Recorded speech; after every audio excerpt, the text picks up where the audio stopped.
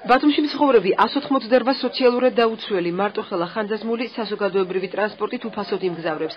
ამის შესახებ დახმარების ეროვნული ფონდის მიერ ორგანიზებულ შეხვედრაზე იმსჯელეს. დეფის პროექტის ფარგლებში ბენეფიციარებისთვის სპეციალური ბარათები დამზადდა, რომელზეც თანხა დარიცხული და მუნიციპალური ტრანსპორტით უფასოდ მგზავრობას უზრუნველყოფს. პროექტზე მუშაობა 4 თვის განმავლობაში მიმდინარეობდა. ადგილობრივი ხელისუფლება და სამოქალაქო საზოგადოება სამუშაო შეხვედრებს მომავალშიც გეგმავს.